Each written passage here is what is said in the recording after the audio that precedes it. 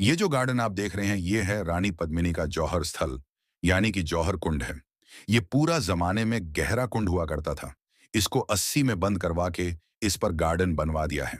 सामने की तरफ जो आप देख पा रहे हैं वह छोटा सा हवन कुंड है। मार्च के महीने में यहाँ पर एक मेला आयोजित करवाया जाता है। इसको बोलते हैं उसे समय मेवाड़ के राजा अरविंद सिंह मेवाड़ और महेंद्र सिंह मेवाड़ जो उदयपुर के सिटी पैलेस में रहते हैं, यहाँ पर आते हैं और रानी पद्मिनी की आत्मा की शांति के लिए यज्ञ और पूजा अर्चना करवाते हैं। ये जो सामने वाला गेट आप देख पा रहे हैं ये है, और वह उसे तरफ वाला जो सती मंदिर के पीछे में है वह है। तो जैसा कि मैंने बताया कि उसे जमाने में यहाँ गार्डन नहीं बल्कि गहरा कुंड हुआ करता था। उसे समय स्कूल के अंदर अलग करती थी, पास तेल की वगैरह डाला जाता था। ये जो सामने वाली इमारत आप देख रहे हैं इसको बोला जाता है सती मंदिर। तो नीचे आज जलती थी, उसे समय की औरतें अपने पति की मृत्यु के ऊपर से छलांगा मार के नीचे आग में कूदकर सटी कुंड में कूदकर रानी पद्मिनी ने मेवाड़ की आन बाण और शान को बचाने के लिए 16,000 राजपूत महिलाओं के साथ अपने आप को जिंदा आग में जला डाला था।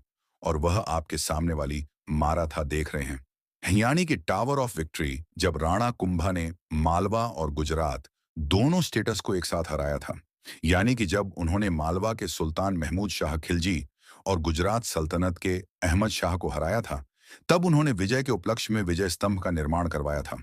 इस टावर को बनाने में 10 साल लगे थे और यह 1448 से 95 यानी कि 1448 से 1458 के बीच में बंद कर तैयार हुआ था। उसे समय में स्तंभ को बनाने में 90 लाख का खर्चा आया था। यह 9 मंजिल यह इमारत है। इस टावर की ऊंचाई 122 फीट की है। ऊपर जाने के लिए 157 कोविद के चलते ऊपर जाने का रास्ता सरकार ने बंद किया हुआ है। इस विजय स्तंभ के बारे में एक खास बात मैं आपको बता देता हूं, जो शायद आपने देखेंगे। छोटे और बड़े मिलाकर 84 यानी कि 84 तालाब बने हुए हैं।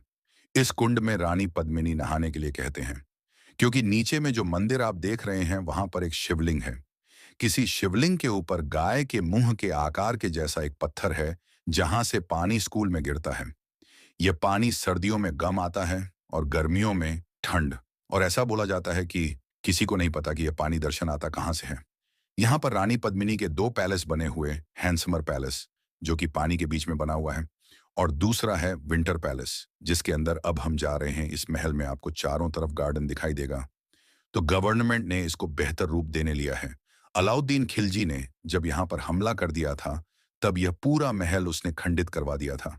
अब हम उसे जगह जा रहे हैं जहां से अलाउद्दीन खिलजी ने रानी पद्मिनी का चेहरा देखा था। ये जो कमरा देख रहे हैं ये वही रूम है जिसमें किया था और रानी पद्मिनी का चेहरा उसको दिखाया गया था।